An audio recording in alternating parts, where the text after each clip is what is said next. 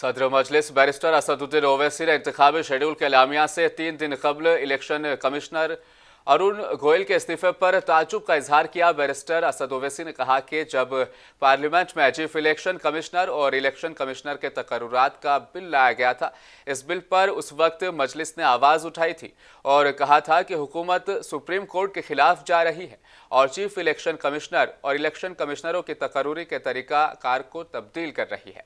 असदुद्दीन ओवैसी ने कहा कि अरुण गोयल ने क्यों इस्तीफा दिया है, इसकी वजह मालूम नहीं हो सकी है। अरुण गोयल या हुकूमत को इसकी वजह बतानी चाहिए कि इंतखाबात से ऐन कबल ऐसा क्यों कर किया गया है।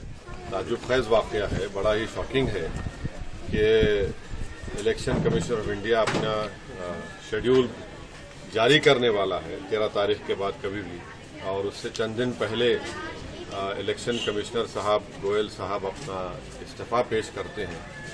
तो इस पर नहीं मालूम क्या वजह है, क्यों उन्होंने इस्तीफा दिया।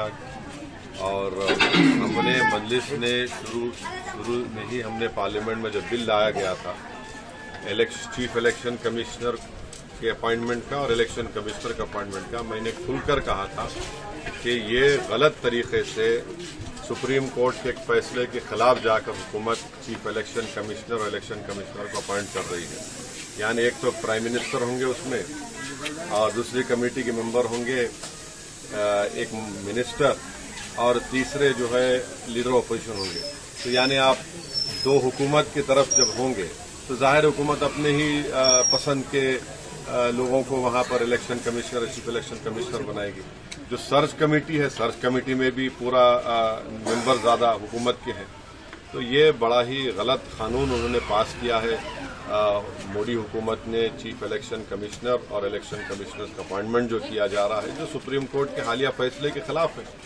सुप्रीम कोर्ट ने कहा था कि उस कमेटी में इस तरह से हुकूमत की मेजॉरिटी नहीं होनी चाहिए, क्योंकि इलेक्शन फ्री एंड फेयर होना चाहिए और उसके लिए बहुत ज़रूरी है कि जो अपॉइंटमेंट होता है वो भी आवाम को नजर आए कि भाई ये न्यूट्रल लोगों को अपॉइंट किया जा रहा है जो इलेक्शन को फ्री एंड फेयर भी कराएंगे।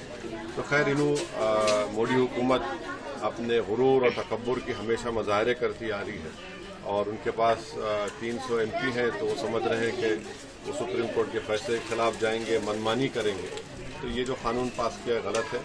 और आपका जो सवाल था कि इलेक्शन कमिश्नर साहब ने अपना इस्तीफा दिया, वो खुद बताएं तो बेहतर होगा या हुकूमत बताए कि ऐन इलेक्शन से पहले नोटिफिकेशन जारी करने से पहले उनका इस्तीफा क्या है, ये बड़ा माने खैज है या फिर कुछ वजूहात हैं।